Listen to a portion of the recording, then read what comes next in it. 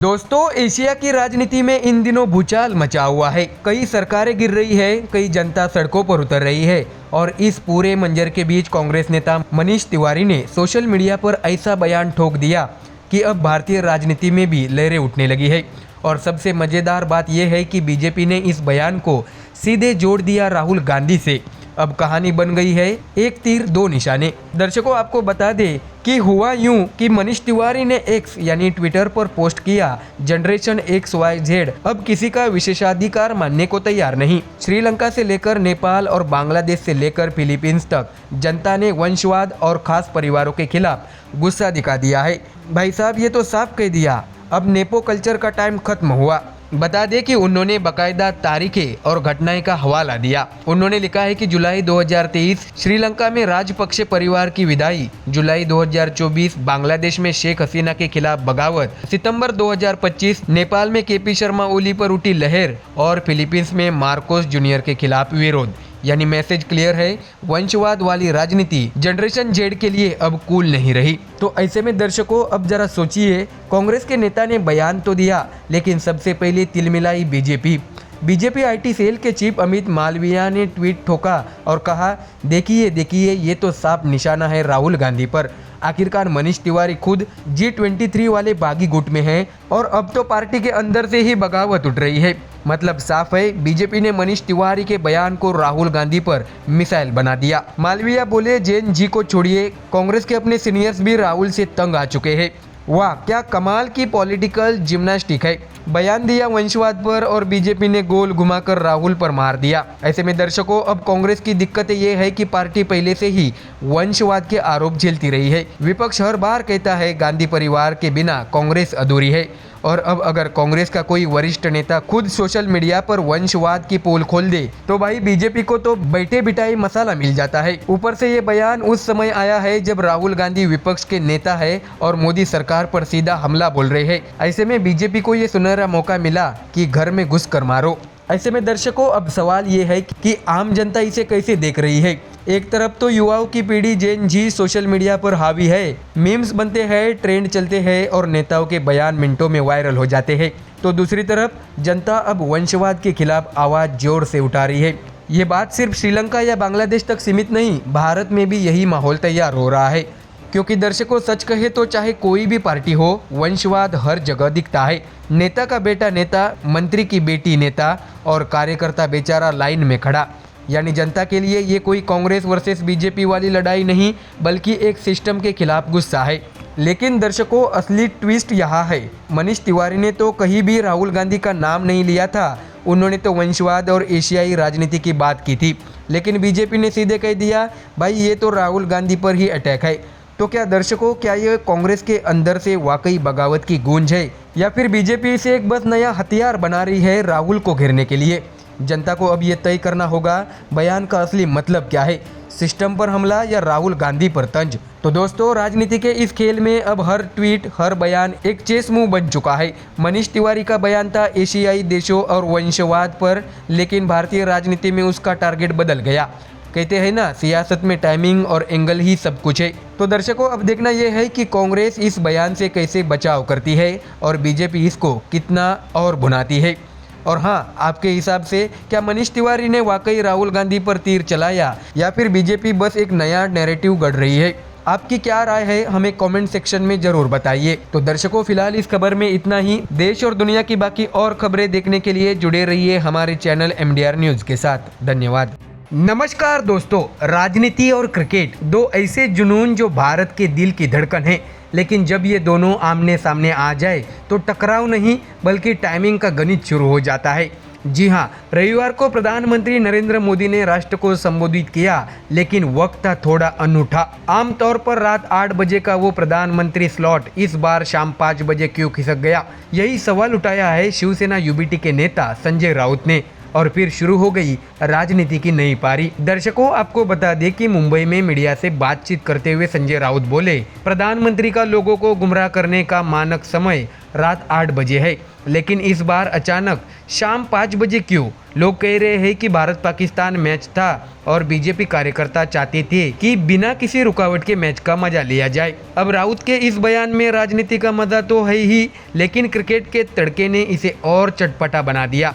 सवाल ये भी है कि अगर राष्ट्र के नाम संबोधन और क्रिकेट का टकराव होता तो क्या जनता रिमोट पर भी लोकतंत्र निभाती या फिर सीधे मैच पर स्विच करती? बता दें कि संजय राउत ने यहाँ तक कह डाला है कि यह कैसी देशभक्ति है जब देशभक्ति का टेस्ट मैच चल रहा हो और आप टाइमिंग मैच के हिसाब से एडजस्ट कर रहे हो। सोचिए जरा, एक तरफ प्रधानमंत्री स्वदेशी अपनाने की अपील कर रहे थे, वहीं दूसरी तरफ लोग टीम इंडिया के लिए नारे लगा रहे थे, भारत माता की जय। तो क्या देशभक्ति की दो पिचें एक साथ खेली जा रही थी? राजनीति के मैदान में संजय राउत ने यही छक्का जड़ने की कोशिश की। तो दर्शकों, ऐसे में अब बात करते हैं प्रधानमंत्री नरेंद्र मोदी के उस संबोधन की जिसने रविवार की शाम को डेडलाइन बनाया। पीएम ने जनता से अपील की, हर घर को स्वदेशी का प्रतीक बनाइए, हर दुकान में भारतीय उत्पाद सजाइए। भारत के बेटों बेटियों की मेहनत और पसीना इन प्रोडक्ट्स में झलकता है। यानी मैच भले ही भारत पाकिस्तान का रहा हो, लेकिन पीएम मोदी ने पिच तैयार कर दी भारत बनाम विदेशी सामान की। बता दें कि पंतप्रधान ने अपने संबोधन में नया मंत्र दिया, नागरिक देवो भव। उन्होंने कहा है कि जीएसटी सुधारों ने लोगों के लिए बचत का रास्ता खोला है। आयकर और जीएसटी छूट मिलाकर करीब 2.5 लाख करोड़ रुपए जनता की जेब में बचे हैं। उन्होंने इसे नाम दिया बचत उत्सव। छोटे व्यापारी और एमएसएमई सेक्टर के लिए यह राहत भरी खबर बताई गई। मोदी का संदेश साफ था, आत्मनिर्भर भारत की ओर बढ़ना है और मेड इन इंडिया को अपनाना ही देश की असली ताकत है। लेकिन राजनीति तो वही आकर ठहरती है जहाँ विपक्ष तंज कसने का मौका न गवाए। संजय राउत का कहना है कि प्रधानमंत्री का राष्ट्र के नाम संबोधन भी अब चुनावी और इवेंट आधारित हो गया है। उन्होंने व्यंग करते हुए कहा है कि गुमराह करने का समय भी बीजेपी अपने हिसाब से तय करती है। यानी एक और पीएम देशवासियों से स्वदेशी अपनाओ का आह्वान कर रहे थे, दूसरी ओर विपक्ष इसे क्रिकेट ट्रिक बता रहा था। सवाल ये भी उठता है, क्या राजनीति में क्रिकेट का इस्तेमाल अब नया नैरेटिव सेट करने का हथियार बन रहा है? ऐसे में दर्शकों, आम जनता के लिए रविवार की शाम दिलचस्प थी। एक तरफ टीवी पर प्रधानमंत्री का संबोधन, दूसरी ओर थोड़ी ही देर बाद भारत पाकिस्तान का हाई वोल्टेज मैच। लोगों ने रिमोट हाथ में लिया और दोनों चैनल स्विच करते रहे। कुछ लोग बोले, पहले देश की बात सुन लेते हैं, फिर मैच का मजा लेंगे। जबकि कुछ ने कहा, देशभक्ति अपने दिल में है, टीवी पर तो मैच ही देखेंगे। यानी जनता ने भी अपनी अपनी प्राथमिकताओं का सिलेक्शन कर लिया। तो ऐसे में दर्शकों, कहानी का सार यही है, राजनीति और क्रिकेट दोनों में टाइमिंग ही सब कुछ है। संजय राउत का तंज हो या प्रधानमंत्री का संदेश, दोनों की गूंज अलग अलग पिचों पर सुनाई दी। एक तरफ विपक्ष सवाल कर रहा है, देशभक्ति की असली परिभाषा क्या है? वही सरकार कह रही है, स्वदेशी अपनाओ, बचत उत्सव मनाओ। अब देखना ये होगा कि जनता किसे ज्यादा तवज्जो देती है, मैदान में गूंजती भारत भारत की आवाज को या फिर प्रधानमंत्री के स्वदेशी अपनाओ के नारे को। तो दर्शकों, ये थी राजनीति और क्रिकेट का अनोखा संगम। अगली बार जब प्रधानमंत्री रात 8 बजे या शाम 5 बजे बोले तो आप तय करिए रिमोट कहाँ रुकना चाहिए, क्योंकि लोकतंत्र और क्रिकेट दोनों ही भारत में सबसे बड़े धर्म हैं। तो दर्शकों, फिलहाल इस खबर में इतना ही। देश और दुनिया की बाकी और खबरें देखने के लिए जुड़े रहिए हमारे चैनल MDR न्यूज के साथ। धन्यवाद। महाराष्ट्र की राजनीति में न रिश्ते स्थायी होते हैं न दुश्मनी। सोमवार 22 सितंबर को इसका ताजा सबूत मिला, जब शिवसेना के पूर्व विधायक सदा सरवणकर और महाराष्ट्र नवनिर्माण सेना MNS प्रमुख राज ठाकरे एक ही मंच पर नजर आए। ये वही सरवणकर है जिन्होंने 2024 विधानसभा चुनाव में राज ठाकरे के बेटे अमित ठाकरे के खिलाफ ताल ठोकी थी। दर्शकों, बता दें कि शिवाजी पार्क जिमखाना के पुनर्उद्घाटन का मौका था। मंच पर शिवसेना UBT के नेता अनिल देसाई और माहिम सीट से मौजूदा विधायक महेश सावंत भी मौजूद थे, लेकिन सबकी नजरें टिक गई सरवणकर और राज ठाकरे पर। ऐसे में सदा सरवणकर ने मीडिया से बात करते हुए कहा है कि मैंने राज साहब का आशीर्वाद लिया, उन्होंने मेरी पीठ थपथपाई, हमारा रिश्ता बहुत पुराना है। चुनाव एक अलग मुद्दा है, लेकिन रिश्ते कभी नहीं टूटते। दरअसल दर्शकों, सरवणकर और राज ठाकरे का रिश्ता नया नहीं है। दोनों के बीच लंबे वक्त से राजनीतिक मतभेद जरूर रहे, लेकिन व्यक्तिगत समीकरण हमेशा बने रहे। यही वजह है कि सरवणकर ने मंच पर खुलेआम कहा, आज मैं उनका पड़ोसी हूँ। लेकिन दर्शकों, कहानी सिर्फ रिश्तों की नहीं, राजनीति की भी है। 2024 के विधानसभा चुनाव में माहिम सीट पर त्रिकोणीय मुकाबला हुआ था। उद्धव ठाकरे गुट के महेश सावंत को मिले 50,213 वोट, सदा सरवणकर को मिले 48,897 वोट, जबकि अमित ठाकरे को मिले थे 33,062 वोट। और इसका परिणाम ये रहा था कि उद्धव ठाकरे गुट के महेश सावंत चुनाव जीते और सरवणकर दूसरे और अमित ठाकरे तीसरे नंबर पर रहे। और यही से सरवणकर और ठाकरे परिवार के बीच खटास गहराई। बता दें कि सदा सरवणकर की राजनीति का ग्राफ भी किसी फिल्मी स्क्रिप्ट से कम नहीं है। वे 2009 में कांग्रेस के टिकट पर लड़े और राज ठाकरे की पार्टी के नितिन सरदेसाई से हार गए। 2014 में शिवसेना के टिकट पर वापसी की और उसी सरदेसाई को मात दी। 2019 में फिर जीत दर्ज की, इस बार एमएनएस के संदीप देशपांडे को हराया। यानी राजनीति में दुश्मन भी वही, प्रतिद्वंदी भी वही, बस वक्त के साथ पार्टी और हालात बदलते गए। ऐसे में दर्शकों, अब बड़ा सवाल यही है, क्या सरवणकर और राज ठाकरे की ये मुलाकात सिर्फ शिष्टाचार भर थी या फिर ये 2029 की राजनीति की ट्रेलर क्लिप है? क्या एमएनएस और शिंदे गुट किसी नई दोस्ती की तरफ बढ़ रहे हैं या फिर ये सिर्फ पुरानी पड़ोसी रिश्तों को मंच पर दिखाने की कवायद थी? तो ऐसे में दर्शकों, राजनीति के जानकार मानते हैं कि मुंबई की सीटें हमेशा समीकरण बदलती रही है। माइम सीट पर 3 ताकदें शिवसेना, यूबीटी, शिंदे गुट और एमएनएस बार बार एक दूसरे के वोट काटती रही। ऐसे में अगर भविष्य में कोई नई गठजोड़ की सुगबुगाहट होती है तो उसका असर सीधे विधानसभा पर पड़ेगा। तो दर्शकों, कहते हैं राजनीति में कोई स्थायी दोस्त या दुश्मन नहीं होता, बस मौके और हालात होते हैं। आज राज ठाकरे और सरवणकर की मुलाकात ने यही साबित कर दिया।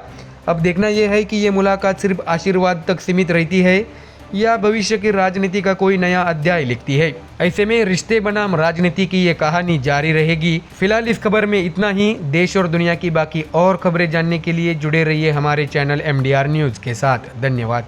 नमस्कार दर्शकों, MDR न्यूज़ में आपका स्वागत है। मराठवाड़ा, जहाँ हर साल किसान आसमान की ओर टकटकी लगाए रहते थे कि कब मेघ बरसेंगे, कब सूखे से राहत मिलेगी, वही मराठवाड़ा इस बार ऐसी बारिश में डूबा कि जिंदगी अस्त व्यस्त हो गई। खेत खलिहान से लेकर सड़कें, पशुधन और मकान तक सब कुछ पानी के सैलाब में समा गया। पिछले 7 दिनों से लगातार हो रही बारिश ने मराठवाड़ा को बुरी तरह झंझोर कर रख दिया है। आंकड़े बताते हैं कि अब तक 8 लोगों की जान जा चुकी है। लातूर में 3, धाराशिव में 1, बीड़ में 2 और नांदेड़ में 1 मौत हुई है। जान माल का नुकसान बेहिसाब है। लाखों हेक्टेयर खरीफ की फसल पूरी तरह बर्बाद हो गई। जो खेत सूखे में दरकते थे, वही खेत अब पानी में डूबकर किसानों का दिल तोड़ रहे हैं। ऐसे में दर्शकों, आपको बता दें कि इसी तबाही के बीच शिवसेना यूबीटी प्रमुख उद्धव ठाकरे सामने आए। उन्होंने केंद्र सरकार और राज्य की महायुति सरकार पर सीधा वार करते हुए कहा, किसानों के बैंक खातों में तुरंत भरपाई की रकम जमा की जाए।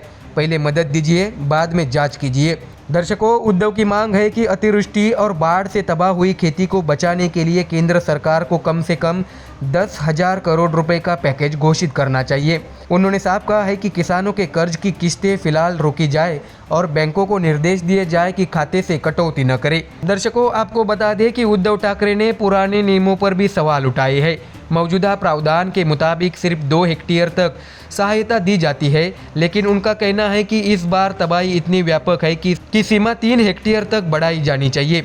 उन्होंने ओला दुष्काल जैसी तकनीकी शर्तों को भी खारिज करने की अपील की है। उद्धव के मुताबिक सरकार को इस वक्त उदार रुख अपनाना चाहिए और राहत पैकेज की घोषणा करनी चाहिए। दर्शकों, आपको बता दें कि उद्धव ठाकरे का यह हमला सिर्फ केंद्र पर नहीं बल्कि राज्य की शिंदे फडणवीस पवार सरकार पर भी था। उन्होंने तंज कसा है कि सरकार अपनी इमेज चमकाने के लिए विज्ञापनों पर हजारों करोड़ों रुपए खर्च कर सकती है, लेकिन जब किसान डूब रहा है तो मदद के लिए हाथ क्यों बंधे रहते हैं। मराठवाड़ा के बीड, लातूर, धाराशिव, जालना, संभाजीनगर, नांदेड़ और परभनी जिलों में बारिश ने खरीफ के साथ रबी फसल पर भी संकट खड़ा कर दिया है। पशुधन बह गया, सड़कों पर बड़े बड़े गड्ढे बन गए और गांवों में लोगों की रोजमर्रा की जिंदगी ठहर सी गई है। तो वही दर्शकों, सबसे तीखा आरोप उद्धव ठाकरे ने यह लगाया कि मराठवाड़ा के साथ सरकार सौतेला व्यवहार कर रही है। उन्होंने कहा है कि सीएम और डिप्टी सीएम हेलीकॉप्टर से दौरे करने का समय तक नहीं निकाल पा रहे। सरकार के एक भी मंत्री ने बांधों पर जाकर हालात का जायजा नहीं लिया। वे सिर्फ मंत्रालय में बैठकर टीवी देखकर रिपोर्ट तैयार कर रहे हैं। ये किसानों के जख्मों पर नमक छिड़कने जैसा है। दर्शकों, आपको जानकारी दे कि बारिश ने यहाँ सिर्फ फसलें नहीं डुबोई बल्कि उम्मीदें भी बहा दी है। किसान जो खरीफ में अपनी पूरी पूंजी झोंक चुके थे, अब रबी की फसल के लिए बीज और खाद तक जुटाने में असमर्थ है। कई गांवों में छोटे किसान अपने खेतों की मिट्टी बह जाने से बिल्कुल खाली हाथ रह गए हैं। मराठवाड़ा के एक बुजुर्ग किसान ने तो यह तक कह दिया है कि सालों से सूखे से लड़ते रहे, अब पानी ने मार दिया। सरकार चाहे जिसकी हो, पेट की आग कैसे बुझेगी। तो दर्शकों, राजनीति के गलियारों में यह मुद्दा अब जिम्मेदारी किसकी है वाले सवाल पर अटक गया है। उद्धव ठाकरे याद दिलाते हैं कि महाविकास आघाड़ी के शासन में जब सूखा और चक्रवात आया था, तब भी केंद्र ने सिर्फ तुच्छ सहायता दी थी। अब जब मराठवाड़ा डूब रहा है, तब भी हालात वही है। राज्य सरकार अभी तक आधिकारिक बड़े पैकेज की घोषणा नहीं कर पाई है, सिर्फ पंचनामा और आकलन की बातें हो रही है, जबकि ज़मीनी हकीकत यह है कि किसान को तुरंत नगद राहत चाहिए। ऐसे में दर्शकों, आखिर इस बार मराठवाड़ा को क्या मिलेगा, वास्तविक मदद या फिर सिर्फ घोषणाओं की बरसात? किसानों की उम्मीदें आसमान की ओर है, लेकिन अब यह आसमान बारिश नहीं बल्कि राहत बरसाए, यही उनकी अंतिम उम्मीद है। तो दर्शकों, फिलहाल इस खबर में इतना ही। देश और दुनिया की बाकी और खबरें जानने के लिए जुड़े रहिए हमारे चैनल MDR न्यूज के साथ। धन्यवाद। महाराष्ट्र की राजनीति में बयानबाजी का दौर कभी थमता ही नहीं। ताजा मामला मंत्री प्रताप सरनाईक का है, जिन्होंने एक बार फिर शिवसेना के भीतर वरिष्ठ बनाम वारिस की बहस छेड़ दी है। सरनाईक ने जमकर तीर चलाए सीधे उद्धव ठाकरे और संजय राउत की तरफ। बता दें कि प्रताप सरनाईक ने कहा है कि आज मैं जो भी हूँ वो सिर्फ और सिर्फ बाला साहेब ठाकरे की वजह से हूँ। उन्होंने मुझे मौका दिया, आशीर्वाद दिया, लेकिन उद्धव साहब ने क्या किया? अपने बेटे को मंत्री की कुर्सी पर बिठाया और बाकी सब सीनियर नेताओं को साइड कर दिया। बता दें कि सरनाईक यही नहीं रुके, उन्होंने दिवंगत नेता आनंद दिघे का मुद्दा उठाते हुए कहा है कि आनंद दिघे सिर्फ ठाणे जिले के नेता नहीं थे, बल्कि पूरे महाराष्ट्र के दिलों पर राज करते थे। वो 24 घंटे जनता की सेवा में लगे रहते थे। आज भी आम लोग उन्हें भगवान की तरह मानते हैं, और अगर ऐसे नेता के बारे में कोई गलत बयानबाजी करेगा तो ये महाराष्ट्र की संस्कृति और परंपरा के खिलाफ है। दर्शकों, यह सरनाईक का इशारा साफ साफ संजय राउत की तरफ था। बता दें कि संजय राउत के हालिया बयान पर पलटवार करते हुए सरनाईक ने कहा, राउत साहब जरा याद करिए, जब आपको बाला साहब ठाकरे ने राज्यसभा भेजा था तब क्या कोई और शिवसैनिक नहीं था? क्या उस वक्त आम कार्यकर्ता मौजूद नहीं थे? मगर नहीं, बाला साहब ने आपको सिंदूर लगाया और टिकट दिया, तभी आप आज इस पोजीशन पर है। तो दूसरों को सिंदूर लगाने की बात करने से पहले अपने इतिहास पर भी नजर डालिए। बता दें कि सरनाईक ने भी जोड़ा कि उन्हें भी बाला साहब ने सिंदूर फांसा था और आज वह विधायक से लेकर मंत्री तक बने, लेकिन मंत्री की कुर्सी तक पहुंचाने का श्रेय सिर्फ और सिर्फ एकनाथ शिंदे को जाता है। उन्होंने घर परिवार को साइड में रखकर कार्यकर्ताओं को आगे बढ़ाया। दर्शकों, बता दें कि प्रताप सरनाईक का यह सबसे बड़ा तंज उद्धव ठाकरे पर था। उन्होंने कहा, उद्धव सरकार में मैं सीनियर विधायक था, लेकिन मुझे मंत्री पद नहीं मिला। क्यों? क्योंकि उद्धव साहब ने अपने बेटे आदित्य ठाकरे को मंत्री बना दिया। यही तो फर्क है उद्धव और शिंदे में। उद्धव ठाकरे ने परिवारवाद को तरजीह दी, जबकि शिंदे ने असली कार्यकर्ताओं को मंच दिया। उन्होंने ये भी कहा है कि यही वजह है कि आज वे शिंदे की सराहना करते हैं। शिंदे साहब ने कभी बेटे, भाई और रिश्तेदारों को मंत्री नहीं बनाया। उन्होंने हमेशा मेहनती कार्यकर्ताओं को सम्मान दिया, और यही असली शिवसेना की पहचान है। तो वही दर्शकों, अपने बयान में सरनाईक ने एक बार फिर दिवंगत नेताओं के योगदान की याद दिलाई। जो लोग आज वक्तव्य दे रहे हैं, शायद उन्हें अंदाज़ा भी नहीं है कि आनंद दिघे जी ने इस जिले और इस राज्य के लिए क्या किया। उनकी सेवा, त्याग और लोगों के लिए समर्पण को शब्दों में नहीं बांधा जा सकता। ऐसे नेता पर अगर कोई उंगली उठाएगा तो हम चुप नहीं बैठेंगे। दरअसल सरनाईक के इस बयान ने एक बार फिर शिवसेना के भीतर दरार को उजागर कर दिया है। एक और उद्धव ठाकरे की विरासत और उनके बेटे आदित्य की एंट्री को लेकर सवाल खड़े हो रहे हैं। वहीं दूसरी तरफ एकनाथ शिंदे को कार्यकर्ताओं का असली नेता बताने की कोशिश हो रही है। यह बयान राजनीतिक हलकों में सिर्फ एक प्रतिक्रिया नहीं बल्कि एक रणनीतिक हमला माना जा रहा है, क्योंकि जब भी उद्धव ठाकरे की विरासत और उनके फैसलों पर सवाल उठते हैं, सीधे सीधे वंशवाद बनाम कार्यकर्ता का मुद्दा गर्मा जाता है।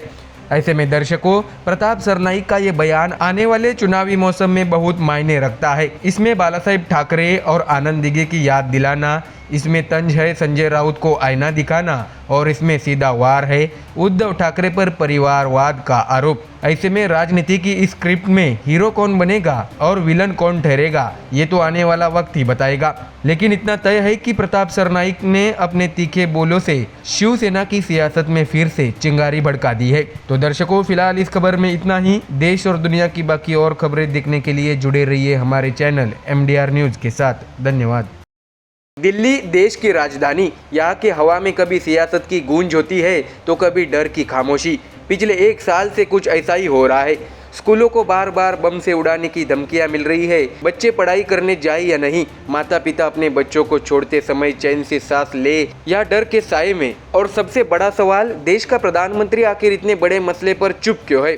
नमस्कार दर्शकों, MDR न्यूज में आपका स्वागत है। आम आदमी पार्टी के राष्ट्रीय संयोजक और दिल्ली के पूर्व मुख्यमंत्री अरविंद केजरीवाल ने अब इस मुद्दे को जोरदार तरीके से उठाया है। उन्होंने प्रधानमंत्री नरेंद्र मोदी को सीधा कटघरे में खड़ा कर दिया।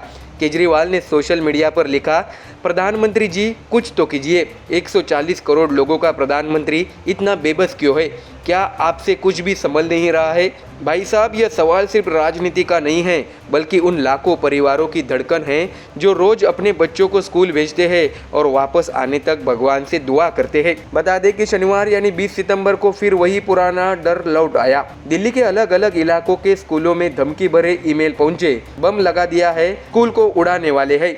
बस फिर क्या था, अफरा तफरी मच गई। नजफगढ़ का Krishna model public school, Qutub Minar के पास सर्वोदय सीनियर सेकेंडरी स्कूल और द्वारका का DPS, सभी जगहों पर पुलिस, बम निरोधक दस्ते और सुरक्षा एजेंसियों का बड़ा जमावड़ा लग गया। बच्चों को तुरंत घर भेजा गया। पेरेंट्स की आंखों में डर साफ दिख रहा था। फोन की घंटियां लगातार बज रही थी, बच्चे सुरक्षित है या नहीं, और आखिर में कुछ मिला नहीं। यानी हर बार की तरह धमकी झूठी निकली, लेकिन डर असली था। दर्शकों, ऐसे में जानकारी दे कि इस माहौल को देखते हुए अरविंद केजरीवाल ने एक और पोस्ट किया। उन्होंने लिखा है कि दिल्ली के स्कूलों को बार बार बम धमकी मिल रही है, हर बार अफरा तफरी मचती है, स्कूल बंद होते हैं, बच्चे और अभिभावक दहशत में रहते हैं। लेकिन पिछले 1 साल में न कोई पकड़ा गया, न कोई ठोस कार्रवाई हुई। 4 इंजन वाली बीजेपी सरकार राजधानी की सुरक्षा तक नहीं संभाल पा रही है। माता पिता रोज डर में जी रहे हैं। आखिर ये कब तक खत्म होगा? दर्शकों, बता दें कि केजरीवाल का यह हमला सीधा दिल्ली पुलिस और केंद्र सरकार पर है, क्योंकि दिल्ली की सुरक्षा का जिम्मा पूरी तरह केंद्र के पास है। यानी अगर स्कूल असुरक्षित है तो सवाल सीधे PM और गृह मंत्रालय से ही होगा। दर्शकों, बता दें कि दिल्ली में बीजेपी की सरकार है, लेकिन LG, दिल्ली पुलिस, केंद्र की एजेंसियां सब केंद्र सरकार की कंट्रोल में है। केजरीवाल ने तंज कसते हुए कहा है कि 4 इंजन वाली सरकार मतलब PM Modi, LG, Delhi police और केंद्र, ये चारों मिलकर भी राजधानी की सुरक्षा सुनिश्चित नहीं कर पा रहे हैं। सोचिए, 1 साल से बच्चे डर में जी रहे हैं, पेरेंट्स दहशत में हैं और अभी तक न कोई किसी अपराधी का पता चला, न ही इन मेल्स के पीछे की साजिश का खुलासा। आखिर ये खामोशी क्यों है? तो दर्शकों, अब यहाँ 2 बड़े सवाल खड़े होते हैं। एक, अगर धमकियाँ झूठी है तो लगातार 1 साल से यह सिलसिला क्यों चल रहा है? और सच में अगर कोई साजिश है तो अभी तक कोई पकड़ा क्यों नहीं गया? यानी या तो सरकार बेबस है या फिर लापरवाह। दोनों की सूरतों में जनता परेशान है। बता दें कि धमकी मिलते ही दिल्ली पुलिस और बम निरोधक दस्ते सक्रिय हो जाते हैं। जांच होती है, तलाशी होती है, लेकिन नतीजा वही, कुछ नहीं मिला। सुरक्षा एजेंसियां दावा करती है कि वे सतर्क है, लेकिन लोगों का भरोसा तभी लौटेगा जब अपराधी पकड़े जाएंगे, वरना यह ईमेल वाला आतंक बच्चों की मासूमियत को हर दिन डरा रहा है। बता दें कि दिल्ली देश का दिल है, लेकिन जब राजधानी के स्कूल ही सुरक्षित नहीं दिखते तो बाकी मुल्क क्या सोचेगा? यही कारण है केजरीवाल की पोस्ट सोशल मीडिया पर खूब वायरल हो रही है। लोग पूछ रहे हैं, प्रधानमंत्री जी अगर बच्चों को ही सुरक्षा नहीं दे सकते तो बाकी लोगों का क्या होगा? बता दें कि अभी तक कोई बम नहीं मिला है, न कोई संदिग्ध, लेकिन धमकी देने वाले का हौसला लगातार बढ़ रहा है और जब तक उसे पकड़कर सख्त सजा नहीं दी जाएगी तब तक यह खेल ऐसे ही चलेगा। तो दर्शकों, कहानी साफ है। एक तरफ बच्चे और माता पिता है जो हर दिन डर में जी रहे हैं, दूसरी तरफ है सरकार जो अभी तक किसी ठोस नतीजे तक नहीं पहुंच पाई, और तीसरी तरफ है राजनीति। यहाँ नेता सवाल पूछ रहे हैं, आरोप प्रत्यारोप चल रहे हैं, लेकिन असली सवाल यही है, क्या हम अपने बच्चों को सुरक्षित माहौल नहीं दे सकते?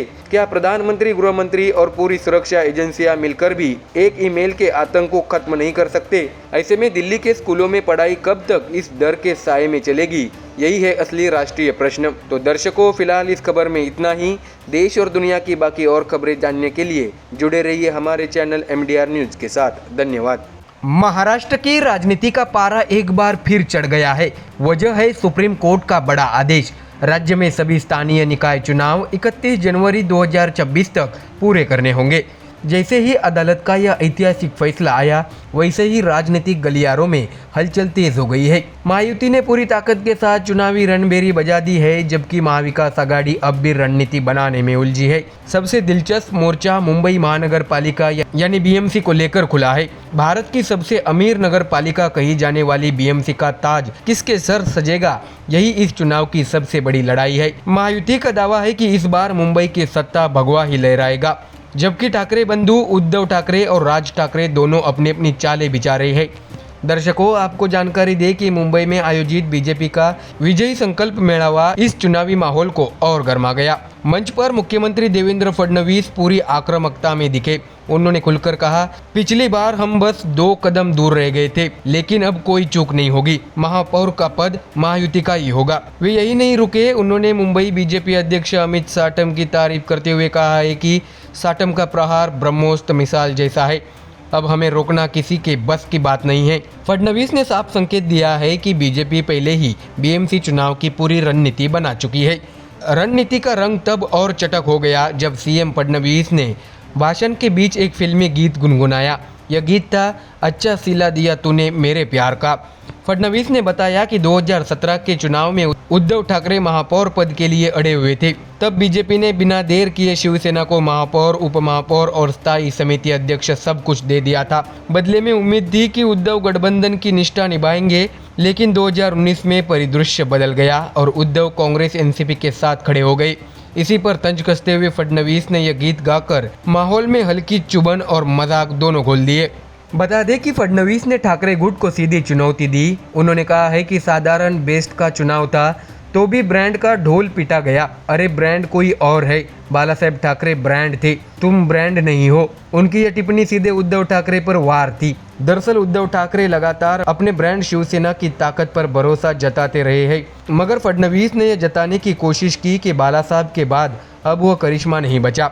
दर्शकों, बता दें कि महाराष्ट्र में इस बार चुनावी समीकरण भी खास होगा। महायुति यानी बीजेपी, शिंदे गुट और अजित पवार गुट पूरी एकजुटता के साथ मैदान में है, तो वही MVA यानी उद्धव ठाकरे, शरद पवार, SP और कांग्रेस है, लेकिन इनके बीच तालमेल अब तक तय नहीं हो पाया है। दिलचस्प बात यह है कि ठाकरे बंधुओं उद्धव और राज की संभावित युति की भी चर्चा है। अगर यह होता है तो मुंबई की लड़ाई और पेचीदा हो जाएगी। बता दें कि BMC सिर्फ एक नगरपालिका नहीं, बल्कि एशिया की सबसे अमीर लोकल बॉडी है। सालाना बजट कई छोटे राज्यों से ज़्यादा होता है। यही वजह है कि मुंबई पर कब्जा करना हर दल की प्रतिष्ठा की लड़ाई बन जाती है। उद्धव ठाकरे अब तक इसे अपनी ताकत मानते आए हैं, लेकिन इस बार बीजेपी इसे छीनने के लिए पूरी ताकत झोंक रही है। ऐसे में मुख्यमंत्री फडणवीस ने मंच से साफ कहा है कि 2019 में हमने गनीमी कावा दिखाया, 2024 में पूर्ण बहुमत की सरकार लाई, अब 2026 में मुंबई भी हमारे साथ होगी। चाहे कोई आए न आए, BMC में महायुति का ही झंडा लहराएगा। दर्शकों, फडणवीस का यह तेवर साफ करता है कि बीजेपी अब समझौते वाली राजनीति से पीछे हट चुकी है। जो सहयोगी उनके साथ है उन्हें बराबर की हिस्सेदारी मिलेगी, लेकिन शिवसेना उद्धव गुट को अब कोई रियायत नहीं। राजनीतिक पंडितों का मानना है कि फडणवीस का यह गाना और ब्रांड वाली टिप्पणी दोनों ही संदेश देते हैं कि बीजेपी उद्धव की रणनीति को पुरानी कहानी बताने में जुटी है। तो दर्शकों, मुंबई की महापालिका चुनावी अखाड़ा बनने जा रही है। एक तरफ फडणवीस का आत्मविश्वास, दूसरी तरफ उद्धव की प्रतिष्ठा दांव पर। सुप्रीम कोर्ट ने घड़ी की सुइयां सेट कर दी है। 31 जनवरी 2026 तक तस्वीर साफ हो जाएगी, लेकिन अभी से इतना तय है कि इस बार BMC का चुनाव सिर्फ नगर सेवकों की लड़ाई नहीं, बल्कि महाराष्ट्र की राजनीति की असली परीक्षा होगी। तो दर्शकों, फिलहाल इस खबर में इतना ही। देश और दुनिया की बाकी और खबरें देखने के लिए जुड़े रहिए हमारे चैनल MDR न्यूज़ के साथ। धन्यवाद। बिहार की राजनीति इन दिनों खूब दिलचस्प मोड़ ले रही है। एक तरफ महागठबंधन का बड़ा सहयोगी दल RJD लगातार तेजस्वी यादव को मुख्यमंत्री पद का चेहरा घोषित कर रहा है, वहीं दूसरी तरफ कांग्रेस इस पर पूरी तरह हामी भरने से बच रही है। मामला सिर्फ चेहरे का ही नहीं बल्कि सीटों की साझेदारी का भी है। कांग्रेस अब की बार 70 सीटों की मांग पर अड़ी हुई है। उधर आरजेडी भी दबाव की राजनीति में पीछे नहीं है। दर्शकों, आपको जानकारी दे कि सबसे ज्यादा चर्चा औरंगाबाद की कुटुंबा विधानसभा सीट को लेकर हो रही है। यहाँ कांग्रेस के प्रदेश अध्यक्ष और मौजूदा विधायक राजेश राम अपनी पकड़ मजबूत करने में जुटे हैं, लेकिन उसी सीट पर आरजेडी ने चुपचाप अपनी चाल चलनी शुरू कर दी है। पार्टी के वरिष्ठ नेता और पूर्व विधायक सुरेश पासवान खुले तौर पर दावा ठोक चुके हैं। संकेत साफ है, अगर यह सीट कांग्रेस के खाते में जाती है तो पासवान या तो आरजेडी प्रत्याशी बन सकते हैं या फिर निर्दलीय उम्मीदवार बनकर कांग्रेस को सीधी टक्कर देंगे। ऐसे में राजनीतिक गलियारों में सवाल उठ रहा है कि क्या आरजेडी सचमुच कुटुंबा सीट को अपने हिस्से में लेना चाहती है, और अगर हाँ तो क्या यह कदम कांग्रेस की ताकत को कमजोर करने की सोची समझी रणनीति है। दर्शकों, जानकारी दे कि 13 सितंबर को कुटुंबा में कांग्रेस अध्यक्ष राजेश राम ने महागठबंधन की बैठक बुलाई थी। दिलचस्प बात यह रही कि आरजेडी का कोई बड़ा नेता उस बैठक में नजर ही नहीं आया। जिले के आरजेडी अध्यक्ष अमरेंद्र कुशवाहा ने सफाई दी कि पार्टी नेता चुनावी कार्यक्रमों में व्यस्त थे, इसलिए वे शामिल नहीं हो पाए। लेकिन इस गैर मौजूदगी ने राजनीति में नए कयासों को हवा दे दी है। बता दें कि उधर आरजेडी नेता सुरेश पासवान ने कहा है कि उन्हें तो इस बैठक में बुलाया ही नहीं गया। इस पर उन्होंने तीखी प्रतिक्रिया भी दी और ऐलान कर दिया कि अब वे खुद 18 सितंबर को कुटुंबा में महागठबंधन कार्यकर्ता सम्मेलन आयोजित करेंगे। इसे उनका शक्ति प्रदर्शन माना जा रहा है। अब देखना होगा कि कांग्रेस इस सम्मेलन में अपना प्रतिनिधि भेजती है या दूरी बनाए रखती है। दर्शकों, आपको जानकारी दे कि आरजेडी प्रवक्ता मृत्युंजय तिवारी ने इस पूरे विवाद को हल्के में लेने की कोशिश की। उन्होंने कहा है कि आरजेडी की तैयारी 243 सीटों पर है। महागठबंधन में सबसे बड़ी पार्टी हम हैं और चेहरा भी तेजस्वी यादव ही होंगे। जब सीट बंटवारा होगा तो सहयोगी दलों को उचित सम्मान मिलेगा। कुटुंबा का मामला जिला स्तर पर है। तो वहीं दूसरी ओर कांग्रेस ने भी अपनी बात साफ रखी है। पार्टी के मीडिया विभाग के चेयरमैन राजेश राठौड़ ने कहा है कि इंडिया गठबंधन पूरी तरह एकजुट है और अलग अलग बैठकें करना या शक्ति प्रदर्शन करना गठबंधन में दरार की निशानी नहीं माना जाना चाहिए। सभी दल अपने संगठन को मजबूत करने के लिए इस तरह की गतिविधियां करते रहते हैं। तो दर्शकों, दरअसल असली पेच सीट बंटवारे का ही है। कांग्रेस जिस तरह से 70 सीटों पर दावा कर रही है, उससे आरजेडी में बेचैनी साफ दिखी जा रही है। आरजेडी नेताओं का तर्क है कि जमीनी स्तर पर संगठन और जनाधार उनके पास कई अधिक है, इसलिए कांग्रेस को ज़्यादा सीटों की उम्मीद छोड़ देनी चाहिए। वही कांग्रेस चाहती है कि गठबंधन में उसे सिर्फ सहायक भूमिका में न देखा जाए, बल्कि मजबूत साझेदार के तौर पर मान्यता मिले। कुटुंबा की रस्साकसी इस बड़े सियासी समीकरण की झलक भर है। यह जो माहौल बन रहा है वही तस्वीर आने वाले दिनों में दूसरे इलाकों में भी देखी जा सकती है, खासकर तब जब सीट बंटवारे पर अंतिम फैसला होगा। तो दर्शकों, अब बड़ा सवाल यही है कि क्या पूरा मामला महागठबंधन के भीतर गहरी दरार की ओर इशारा करता है या फिर यह सिर्फ रणनीतिक दबाव बनाने का खेल है। आरजेडी तेजस्वी यादव के चेहरे पर चुनाव लड़ने की अपनी तैयारी दिखा रही है, जबकि कांग्रेस बार बार बराबरी की हिस्सेदारी की बात कर रही है। कांग्रेस अध्यक्ष राजेश राम और आरजेडी नेता सुरेश पासवान के बीच का टकराव यह साबित करता है कि स्थानीय स्तर पर तनातनी बढ़ चुकी है, पर शीर्ष नेतृत्व अब भी ऑल इज वेल बताने में जुटा है। तो दर्शकों, कुल मिलाकर कुटुंबा सीट भले ही एक विधानसभा का मामला लगे, लेकिन इसके पीछे की कहानी पूरे बिहार की राजनीति को प्रभावित करने वाली है। तेजस्वी बनाम कांग्रेस का यह शक्ति संतुलन आने वाले महीनों में और दिलचस्प मोड़ ले सकता है। तो दर्शकों, फिलहाल इस खबर में इतना ही। देश और दुनिया की बाकी और खबरें जानने के लिए जुड़े रहिए हमारे चैनल MDR न्यूज़ के साथ। धन्यवाद। मुंबई की सियासत और समाज इन दिनों फिर से एक पुराने मुद्दे की तपिश महसूस कर रहा है। दादर का कबूतर खाना बंद होने के बाद लगा था कि अब यह विवाद शांत हो जाएगा, लेकिन ऐसा नहीं हुआ। बीजेपी के वरिष्ठ नेता और महाराष्ट्र सरकार के मंत्री मंगल प्रभात लोढ़ा ने हाल ही में बोरिवली के पास त्रिमूर्ति जैन मंदिर में नए कबूतर खाने का उद्घाटन किया। उद्घाटन की तस्वीरें और पोस्ट उन्होंने सोशल मीडिया पर साझा की और यही से माहौल फिर गर्मा गया। दर्शकों, जानकारी दे कि मुंबई में कबूतर खाने का इतिहास पुराना है। कई इलाकों में जैन समाज इन्हें चलाता है और उनके लिए यह धार्मिक आस्था से जुड़ा विषय है। लेकिन दूसरी तरफ बड़ी संख्या में लोग इन कबूतर खानों का विरोध करते रहे हैं। कारण है कबूतरों की बढ़ती तादाद और उससे जुड़ी बीमारियां। हाईकोर्ट ने भी हाल ही में साफ कहा था कि कबूतर खानों पर लगी पाबंदी जारी रहेगी। ऐसे में जब राज्य सरकार का एक मंत्री खुद नए कबूतर खाने का उद्घाटन करता है तो स्वाभाविक है सवाल और गुस्सा दोनों उठेंगे। दर्शकों बता दें कि लोढ़ा ने उद्घाटन के समय कहा था कि मुंबई के हर वार्ड में कबूतरखाना होना चाहिए। यह उनका बयान जैसे ही सामने आया, एक नए विवाद ने जन्म ले लिया। आलोचकों का आरोप है कि मंत्री का यह कदम सिर्फ धार्मिक भावना नहीं बल्कि चुनावी रणनीति से प्रेरित है। खासकर जब मुंबई महापालिका चुनाव करीब है, तब हर समुदाय को साधने की कवायद तेज होती जाती है।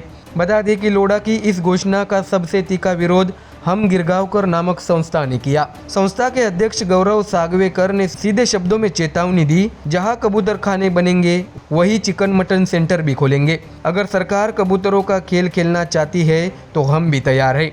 ऐसे में दर्शकों, सागवेकर का यह बयान साफ करता है कि यह विवाद सिर्फ कबूतरों तक सीमित नहीं रहने वाला। इसके पीछे मराठी बनाम जैन राजनीति की आंच महसूस हो जा रही है। मराठी समूह का मानना है कि कबूतर खाने मुंबई की सार्वजनिक स्वास्थ्य समस्या को और बिगाड़ते हैं, जबकि जैन समाज इसे अपने धर्म का हिस्सा मानते हैं। ऐसे में यह बड़ा सवाल उठता है, जब हाईकोर्ट ने पहले से ही कबूतर खानों पर रोक का आदेश दिया है, तब सरकार के मंत्री इस तरह का उद्घाटन कैसे कर सकते हैं? नागरिकों के मन में यही शंका सबसे ज्यादा है। लोग पूछ रहे हैं कि अगर मंत्री ही अदालत की अनदेखी करेंगे तो आम नागरिकों से क्या उम्मीद की जा सकती है? बता दें कि मुंबई महानगर पालिका चुनाव को लेकर राजनीतिक पार्टियों की रणनीति अब तेज होती दिख रही है। बीजेपी का यह कदम जैन समुदाय को साधने की कोशिश माना जा रहा है। वहीं शिवसेना उद्धव ठाकरे गुट ने सबसे पहले विरोध दर्ज कराया। उनका कहना है कि यह पूरी कवायद सिर्फ वोट बैंक के लिए की जा रही है। तो वहीं दूसरी ओर हम गिरगांवकर जैसी स्थानीय संस्थाओं का आक्रामक विरोध बीजेपी के लिए सिरदर्द बन सकता है, क्योंकि यह संगठन मराठी मतदाताओं के बीच असर रखते हैं। तो ऐसे में दर्शकों, मंगल प्रभात लोढ़ा के सोशल मीडिया पोस्ट के बाद इस मुद्दे पर तीखी बहस छिड़ गई है। कुछ लोगों ने इसे धर्म और परंपरा की रक्षा बताया, तो कई नागरिकों ने इसे शहर के स्वास्थ्य और सफाई पर हमला कहा। खासकर उन इलाकों के लोग जहां कबूतरों की अधिकता से फेफड़ों और सांस लेने की बीमारियों का खतरा बढ़ता है, उन्होंने खुलकर नाराजगी जताई। ऐसे में अब सबसे बड़ा सवाल यही है कि मुंबई में कबूतरखाने रहेंगे या नहीं। अदालत का आदेश साफ है, लेकिन मंत्री का रुख भी उतना ही सख्त है। लोढ़ा ने स्पष्ट कर दिया है कि कबूतरखाने रुकने वाले नहीं हैं। वही हम गिरगांवकर संस्था ने अपनी लड़ाई को आक्रामक बनाने की तैयारी शुरू कर दी है। अगर आने वाले दिनों में यह विवाद और भड़कता है तो इसका सीधा असर चुनावी राजनीति पर पड़ेगा। मराठी वोटरों और जैन समुदाय दोनों को साधने की होड़ में यह मुद्दा आने वाले हफ्तों में और उबाल पकड़ सकता है। ऐसे में दर्शकों, अब मुंबई का कबूतरखाना विवाद अब सिर्फ कबूतरों और दानों तक सीमित नहीं रहा। यह राजनीति, धर्म, स्वास्थ्य और पहचान सबको जोड़कर एक बड़ा सामाजिक मुद्दा बन चुका है। मंत्री लोढ़ा का नया कबूतरखाना उद्घाटन इस आग में घी डालने जैसा साबित हुआ है। अब देखना यह है कि अदालत के आदेश, राजनीतिक दबाव और सामाजिक आक्रोश के बीच इस विवाद की दिशा किस ओर जाती है। तो दर्शकों, फिलहाल इस खबर में इतना ही। देश और दुनिया की बाकी और खबरें देखने के लिए जुड़े रहिए हमारे चैनल MDR न्यूज़ के साथ। धन्यवाद। कांग्रेस के पूर्व अध्यक्ष और मौजूदा सांसद राहुल गांधी ने एक बार फिर भारतीय राजनीति में हलचल मचा दी है। गुरुवार 18 सितंबर को उन्होंने आरोप लगाया कि देश भर में कांग्रेस समर्थक मतदाताओं के नाम वोटर लिस्ट से सुनियोजित तरीके से हटाए जा रहे हैं। राहुल ने सीधे तौर पर मुख्य चुनाव आयुक्त ज्ञानेश कुमार पर निशाना साधते हुए कहा है कि वे लोकतंत्र की हत्या करने वालों और वोट चोरों की रक्षा कर रहे हैं। दर्शकों, आपको बता दें कि राहुल गांधी ने देर शाम सोशल मीडिया प्लेटफॉर्म X पर एक पोस्ट डाली। इसमें उन्होंने युवाओं और नई पीढ़ी पर भरोसा जताते हुए लिखा, देश के युवा स्टूडेंट और जनरेशन Z संविधान को बचाएंगे, लोकतंत्र की रक्षा करेंगे और वोट चोरों को रोकेंगे। मैं हमेशा उनके साथ खड़ा हूँ। जय हिंद। यह संदेश सीधे तौर पर उन युवाओं को अपील करता है जो पहली बार वोटिंग करने जा रहे हैं और राजनीतिक बदलाव की ताकत बन सकते हैं। दर्शकों, जानकारी दें कि इससे पहले राहुल गांधी ने दिल्ली स्थित कांग्रेस मुख्यालय इंदिरा भवन में मीडिया को संबोधित किया। उन्होंने चुनाव आयोग को चुनौती देते हुए कहा है कि मुख्य चुनाव आयुक्त बहाने बनाना बंद करे और कर्नाटक की CID को वोट चोरी का सबूत सौंपे। उनका दावा है कि कर्नाटक के कई इलाकों, खासकर अलंद विधानसभा क्षेत्र में चुनाव से पहले कांग्रेस समर्थक वोटर्स की लिस्ट से बड़ी संख्या में नाम गायब कर दिए गए हैं। बता दें कि निर्वाचन आयोग ने राहुल गांधी के आरोपों को सिरे से खारिज कर दिया। आयोग की ओर से साफ कहा गया है कि यह आरोप झूठे और निराधार है। आयोग का कहना है कि वोटर लिस्ट से किसी का नाम यूं ही ऑनलाइन हटाया जाना असंभव है। आयोग ने जनता से अपील की कि अफवाहों पर ध्यान न दे। तो दर्शकों, ऐसे में राहुल गांधी के इस आक्रामक रुख का बीजेपी ने भी जोरदार जवाब दिया। गृह मंत्री अमित शाह ने कहा है कि राहुल गांधी हर बार संवैधानिक संस्थाओं पर सवाल उठाकर लोकतंत्र को बदनाम करते हैं। उन्होंने पहले भी झूठा विमर्श खड़ा किया था कि हम एससी और एसटी का आरक्षण खत्म करने वाले हैं। आज तक ऐसा नहीं हुआ। अब वे वोट चोरी का नया झूठ फैला रहे हैं। बीजेपी नेताओं का आरोप है कि कांग्रेस का मकसद केवल भ्रम पैदा करना और संवैधानिक संस्थाओं को कटघरे में खड़ा करना है। तो वही बीजेपी नेता और पूर्व केंद्रीय मंत्री अनुराग ठाकुर ने राहुल गांधी पर निशाना साधते हुए कहा कि उनकी राजनीति घुसपैठिया प्रथम नीति पर टिकी है। उन्होंने कहा है कि राहुल गांधी अनुसूचित जाति, जनजाति और ओबीसी की बात करते हैं, लेकिन जब निर्वाचन आयोग मतदाता सूचियों की समीक्षा करता है तो वे अवैध वोटरों को बचाने की कोशिश करते हैं। ये असल में उन समुदायों के हित के खिलाफ है जिनका वे नाम लेते हैं। दर्शकों, जानकारी दे कि राहुल गांधी लगातार वोट चोरी मुद्दे को बड़े राजनीतिक नैरेटिव में बदलने की कोशिश कर रहे हैं। कांग्रेस का कहना है कि यह सिर्फ चुनावी गड़बड़ी नहीं बल्कि लोकतंत्र के अस्तित्व से जुड़ा सवाल है। राहुल खुद को युवाओं और नए मतदाताओं के साथ खड़ा दिखाकर चुनावी राजनीति में जनता बनाम सत्ता का एजेंडा खड़ा करना चाहते हैं। ऐसे में आने वाले महीनों में देश के कई राज्यों में स्थानीय निकाय और विधानसभा चुनाव होने वाले हैं। ऐसे में वोटर लिस्ट में गड़बड़ी का मुद्दा विपक्ष के लिए बड़ा हथियार बन सकता है। कांग्रेस चाहती है कि यह मुद्दा राष्ट्रीय बहस का हिस्सा बने। वही बीजेपी इस आरोप को बेहद खतरनाक झूठ मानती है और कहती है कि राहुल गांधी देश की संवैधानिक संस्थाओं को बदनाम कर रहे हैं ताकि चुनावी हार का बहाना तैयार कर सके। ऐसे में दिलचस्प बात यह है कि राहुल गांधी अब युवाओं और खासकर जेन झेड वोटर्स को केंद्र में रखकर राजनीति कर रहे हैं। उनकी सोशल मीडिया पोस्ट और भाषण लगातार इस संदेश को मजबूत करते हैं कि देश की नई पीढ़ी ही लोकतंत्र की असली संरक्षक है। ऐसे में दर्शकों, यह राजनीतिक टकराव आने वाले समय में और तीखा हो सकता है। राहुल गांधी के आरोप और बीजेपी के पलटवार ने पहले से ही गर्म चुनावी माहौल को और ज्यादा गर्मा दिया है। क्या कांग्रेस इस वोट चोरी नैरेटिव से लोगों को जोड़ पाएगी या बीजेपी इसे महज एक चुनावी स्टंट साबित कर देगी? इसका जवाब आने वाला वक्त ही देगा। फिलहाल इस खबर में इतना ही। देश और दुनिया की बाकी और खबरें जानने के लिए जुड़े रहिए हमारे चैनल MDR न्यूज के साथ। धन्यवाद। महाराष्ट्र की सियासत में बयानबाजी का पारा लगातार चढ़ता जा रहा है। शिवसेना UBT के सीनियर नेता और सांसद संजय राउत ने एकनाथ शिंदे खेमे को जमकर घेरा। शनिवार को उन्होंने मीडिया से बात करते हुए कहा, गद्दार हम पर उंगली उठाते हैं, यह हास्यास्पद है। राजेश मोरे कौन है? हमें तो पता भी नहीं है। शिंदे गुट की रणनीति बस लोगों का ध्यान भटकाने की चाल है। दर्शकों, आपको जानकारी दे कि ठाणे हमेशा से शिवसेना की सियासत का गढ़ रहा है। राउत ने शिंदे खेमे पर सवाल उठाते हुए कहा, हम ठाणे जाएंगे या नहीं जाएंगे ये कोई मुद्दा ही नहीं। कल ही मैं ठाणे होकर आया हूँ। राजन विचारे पहले से पार्टी में है। अगर वह नहीं होते तो शिंदे भी कभी नेता नहीं बनते। उन्होंने याद दिलाया कि सतीश प्रधान को टिकट खुद बालासाहेब ठाकरे ने दिया था। ऐसे में शिंदे गुट का विरोध करना पूरी तरह से बेमानी है। बता दें कि संजय राउत ने तीखे लहजे में कहा है कि शिंदे गुट का एजेंडा बेहद घटिया स्तर का है। इस पर और बात करने लायक कुछ बचा ही नहीं है। उन्होंने तंज कसते हुए कहा है कि बालासाहेब ठाकरे के साथ कभी किसी और का पोस्टर नहीं लगाया गया। अगर सच में साहस है तो नरेंद्र मोदी से बड़ा फोटो आनंद दिघे का लगाओ। लेकिन हकीकत यह है कि शिंदे गुट धीरे धीरे बीजेपी में पूरी तरह समा रहा है। बता दें कि उन्होंने कहा है कि किसी भी तरह की धमकियां से वे डरने वाले नहीं। हमारा रास्ता विचारों का है, सत्ता की कुर्सी का नहीं। बीजेपी और शिंदे गुट जितनी कोशिश कर ले, हम अपने विचारों से पीछे नहीं हटेंगे, ऐसा भी राउत ने कहा। तो वही प्रधानमंत्री नरेंद्र मोदी की महत्वाकांक्षी बुलेट ट्रेन परियोजना पर भी संजय राउत ने सवाल दागे। उन्होंने कहा है कि मुंबई से अहमदाबाद जुड़ने की इतनी जल्दी क्यों है, दिल्ली से मुंबई क्यों नहीं? हमने बुलेट ट्रेन की मांग कभी की ही नहीं थी। ये प्रोजेक्ट महाराष्ट्र के लोगों की प्राथमिकता नहीं है। पहले मुंबई के ट्रैफिक और मूलभूत सुविधाओं पर ध्यान दीजिए। इसके साथ ही संजय राउत ने मंत्री शंभूराज देसाई को भी आड़े हाथों लिया। उन्होंने कहा है कि आप खुद गद्दार है और आनंद दिघे जैसे सम्मानित नेता के खिलाफ आंदोलन कर रहे हैं। ये वही दिघे साहिब थे जिन्होंने ठाणे को चुना और पूरी महाराष्ट्र की शिवसेना को मजबूती दी। राउत ने यह भी जानकारी दी कि उद्धव ठाकरे 4 अक्टूबर को पुणे और मराठवाड़ा का दौरा करने वाले हैं। उन्होंने इशारों में कहा है कि आने वाले हफ्तों में महाराष्ट्र की राजनीति में कई नई हलचलें देखने को मिलेंगी। तो वही देवेंद्र फडणवीस और राज ठाकरे की मुलाकातों पर भी राउत ने टिप्पणी की है। उन्होंने कहा है कि ये सब सियासी तनाव पैदा करने की चालें है। महाराष्ट्र की जनता इन खेलों को समझती है। तो वही इसके साथ ही संजय राउत ने बीजेपी विधायकों के व्यवहार पर सवाल उठाए हैं और कहा है कि वे विधानसभा की मर्यादा भूल चुके हैं। विधानसभा के भीतर मारपीट करने वाले नेता हमें लोकतंत्र का पाठ पढ़ा रहे हैं।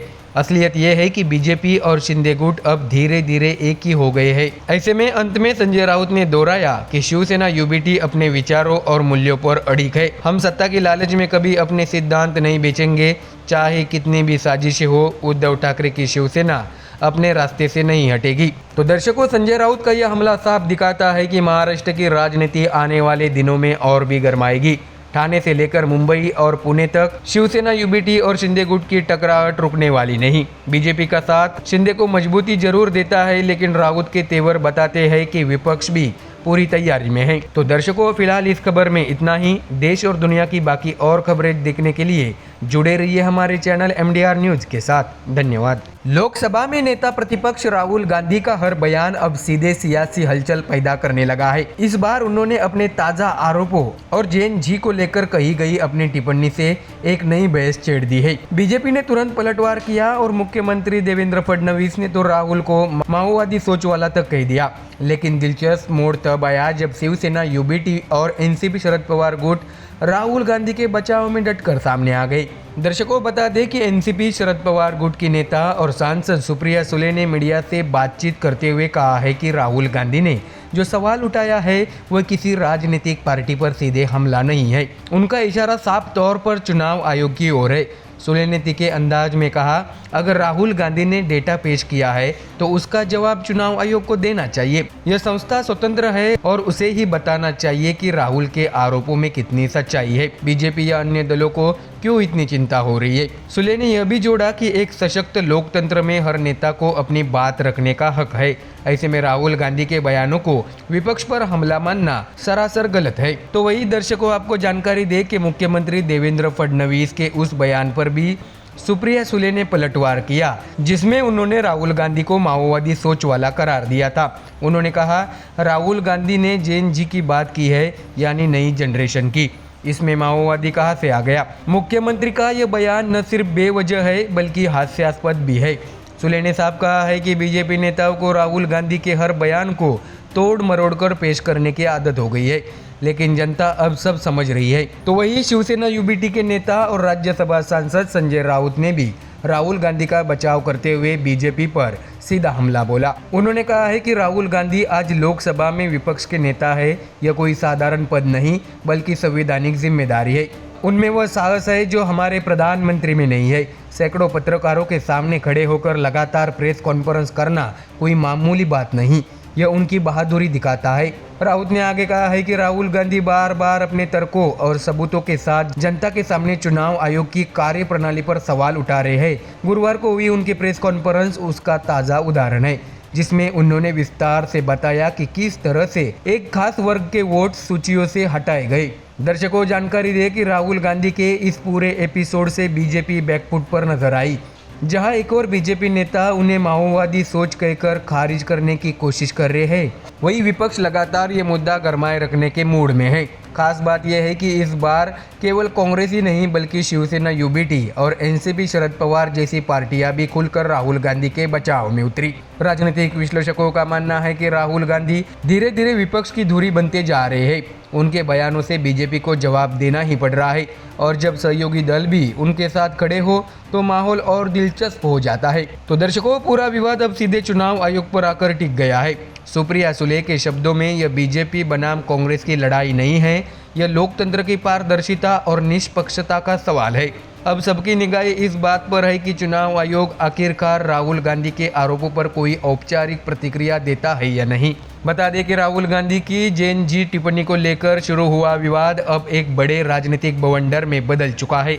एक तरफ बीजेपी उन्हें कट्टरपंथी सोच से जोड़ने की कोशिश कर रहे हैं, वहीं दूसरी तरफ शिवसेना और एनसीपी यह कहकर उनका बचाव कर रही है कि राहुल लोकतंत्र की असली आवाज़ उठा रहे हैं। तो दर्शकों, फिलहाल इतना तो तय है कि यह बहस सिर्फ शब्दों तक सीमित नहीं रहेगी। जैसे जैसे चुनावी मौसम नज़दीक आएगा, जैन जी, माओवादी और वोट चोरी जैसे मुद्दे और गरमाएंगे, और शायद यही राहुल गांधी की असली रणनीति भी है।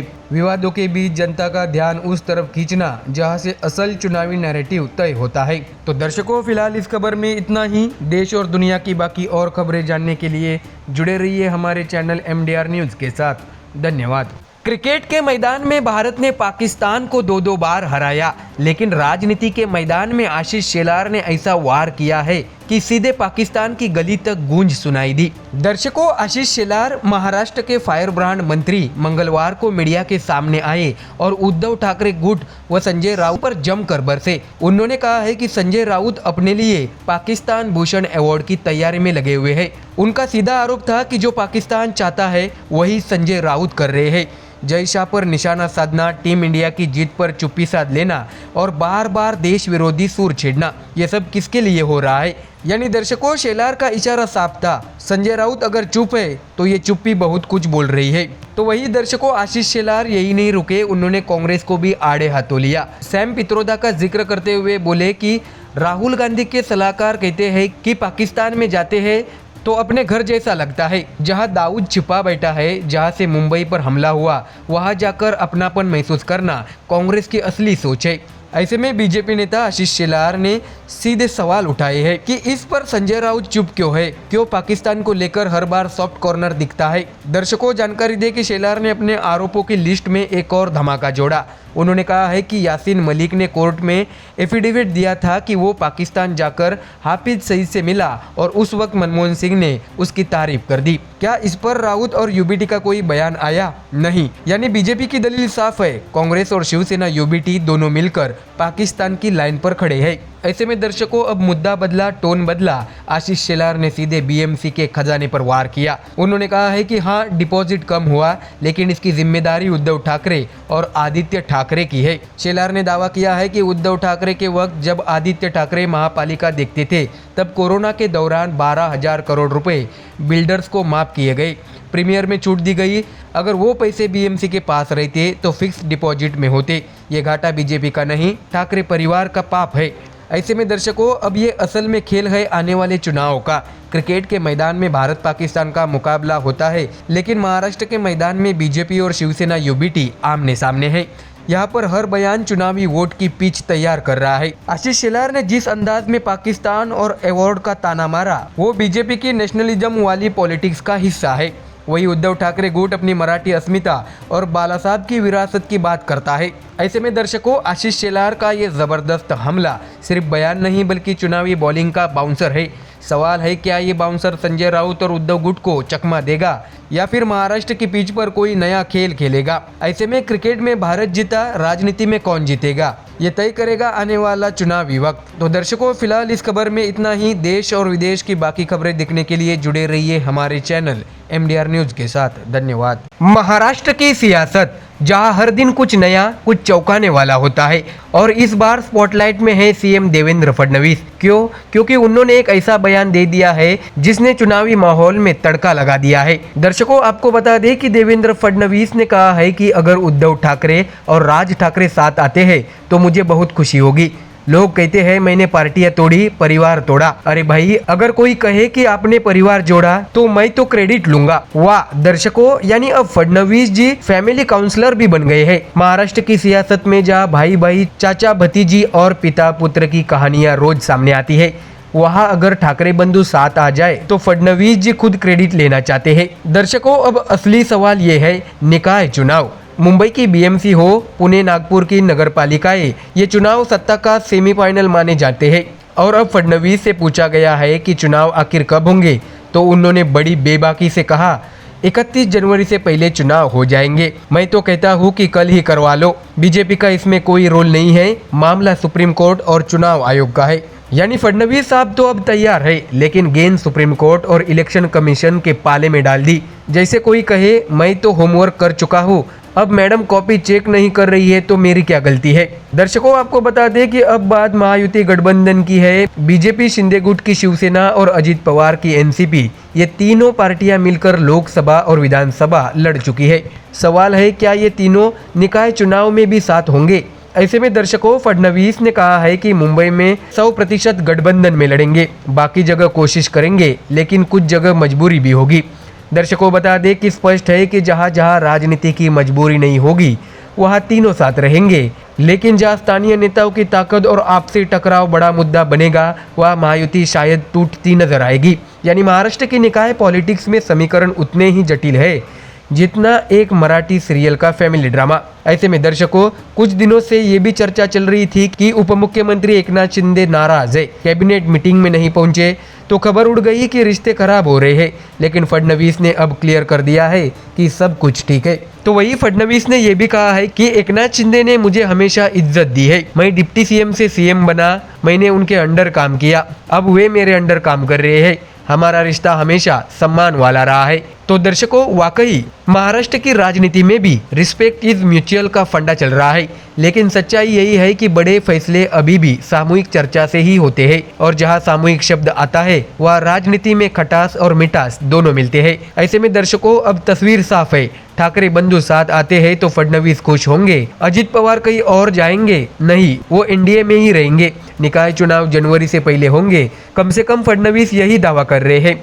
उनकी ओर से महायुति मुंबई में पूरी ताकत से एकजुट होगी, बाकी जगह मजबूरी तय करेगी। इसके साथ ही शिंदे फडणवीस की जोड़ी दिखने में भले ही सीएम डिप्टी सीएम की हो, लेकिन बैकस्टेज स्क्रिप्ट राइटर अभी भी फडणवीस ही लगते हैं। तो दर्शकों, महाराष्ट्र की पॉलिटिक्स वैसे भी किसी वेब सीरीज से कम नहीं है। हर एपिसोड में ट्विस्ट, हर डायलॉग में तंज और हर कैरेक्टर का अपना पावर प्ले। अब देखना यह होगा कि निकाय चुनाव में जनता किसकी स्क्रिप्ट हिट करती है और किसे फ्लॉप कराती है। तो दोस्तों, क्या आपको लगता है ठाकरे परिवार का मिलन वाकई होगा और महायुति का गठबंधन निकाय चुनाव में कितनी मजबूती से टिक पाएगा? अपने विचार हमें कमेंट सेक्शन में जरूर बताइए। और हाँ, राजनीति का अगला एपिसोड मिस न करने के लिए जुड़े रहिए हमारे चैनल MDR न्यूज के साथ। दोस्तों, पॉलिटिक्स अब वही पुरानी 80s 90s वाली किताब नहीं रही। अब एंट्री हो चुकी है जेन जी की, जिन्हें लोग कहते हैं फोन में खोए रहते हैं, रील्स बनाते हैं, मीम्स शेयर करते हैं। लेकिन जरा सोचिए, यही जेन जी अगर सड़क पर उतर जाए तो वही हुआ नेपाल में, और अब वही चिंगारी लद्दाख तक पहुंच गई है। नमस्कार दर्शकों, MDR न्यूज में आपका स्वागत है। नेपाल में पिछले दिनों हजारों की भीड़, ज्यादातर जेन जी सड़कों पर उतरी, नारे लगे, सरकारी दफ्तर जला दिए गए और देखते ही देखते पूरा काठमांडू हिल गया। इतना बड़ा धमाका हुआ कि प्रधानमंत्री KP शर्मा ओली को कुर्सी छोड़नी पड़ी। सोचिए, एक पूरी सरकार गिरा दी जेन जी ने।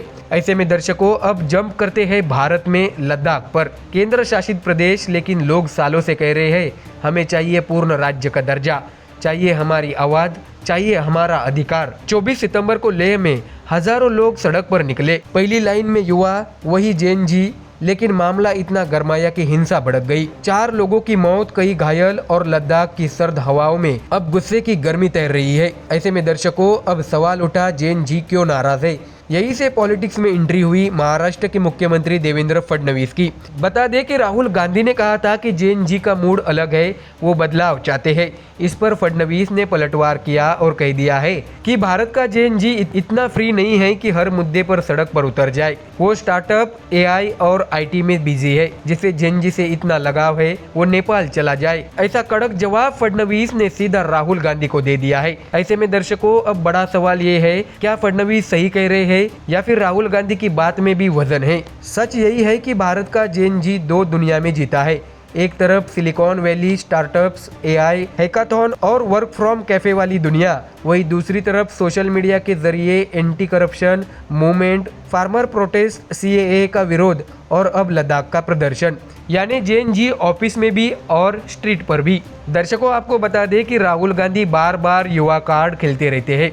कभी कहते हैं जेन जी बेरोजगारी से परेशान हैं, तो कभी जेन जी को लोकतंत्र चाहिए, ऐसा भी कहते हैं। लेकिन अब फडणवीस का तंज साफ है। उन्होंने कहा है कि भाई, हमारे जेन जी को आपकी अपील से फर्क नहीं पड़ता, वो अपने दम पर दुनिया जीत रहा है। बता दें कि नेपाल में जेन जी ने दफ्तर जलाए, सरकार गिरा दी, लेकिन भारत का युवा हिंसा से दूरी बनाता है।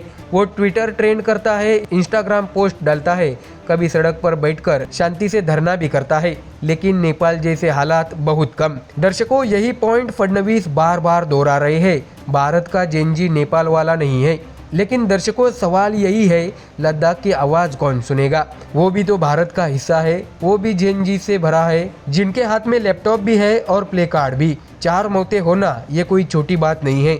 सरकार को मानना पड़ेगा कि युवा नाराज है, और ये नाराजगी बस सोशल मीडिया वाली हैशटैग स्टॉर्म नहीं है। ऐसे में दोस्तों, अब सवाल सिर्फ इतना है, क्या भारत का जेन जी सच में इतना बिजी है कि सड़क पर नहीं उतरता, या फिर वक्त आने पर वही काठमांडू जैसा तूफान ले आएगा? नेपाल में सरकार गिरी, लद्दाख में 4 जाने गई। अब देखना यह है कि दिल्ली की सियासत कब तक जेन जी की चुप्पी पर भरोसा करती है, क्योंकि याद करिए, आज का जेन जी कोडिंग करता है, लेकिन कल वही सिस्टम को रीसेट भी कर सकता है। तो दर्शकों, फिलहाल इस खबर में इतना ही। देश और दुनिया की बाकी और खबरें जानने के लिए जुड़े रहिए हमारे चैनल MDR न्यूज़ के साथ। धन्यवाद। बिहार की सियासत का रंग हर 5 साल में बदलता है, लेकिन इस बार चुनावी मैदान में जो हलचल है वह पहले से बिल्कुल अलग है। वजह है प्रशांत किशोर की एंट्री। पीके की जन स्वराज पार्टी ने मैदान में आते ही समीकरणों को उलझा दिया है। सवाल ये है कि क्या बिहार की राजनीति में वाकई कोई नया किंग मेकर जन्म ले रहा है, या फिर पुरानी जुगलबंदी एनडीए और महागठबंधन ही 2020 की तरह मुकाबले को बांध दे रखेगी? दर्शकों, आपको बता दें कि पूर्णिया की 24 सीटों पर चुनावी माहौल हमेशा से ही दिलचस्प रहा है। यहाँ मुस्लिम आबादी करीब 46% और अनुसूचित जाति लगभग 14% है। ऐसे में जातीय समीकरण हर पार्टी की रणनीति का केंद्र होते हैं। 2020 में एनडीए को यह 12 सीटें और 36% वोट मिले थे। ताजा सर्वे बता रहा है कि इस बार भी तस्वीर लगभग वैसी ही है। गठबंधन थोड़ा आगे दिख रहा है, जैसे पिछली बार 7 सीटें मिली थी, लेकिन यह जनसुराज की पकड़ उतनी मजबूत नहीं है। मतलब साफ है, पीके को उत्तर बिहार में पांव जमाने के लिए अभी लंबा सफर तय करना होगा। दर्शकों, अब आते हैं भोजपुर पर। यहाँ 22 सीटें हैं, और दिलचस्प बात यह है कि मुस्लिम आबादी सिर्फ 9% है, लेकिन अनुसूचित जाति की आबादी लगभग 22%।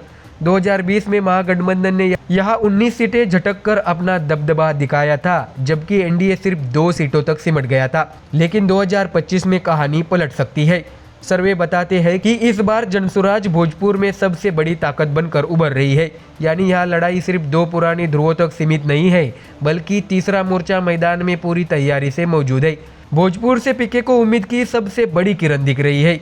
तो वही सारण की 24 सीटें हमेशा से ही सियासी चर्चाओं में रहती है।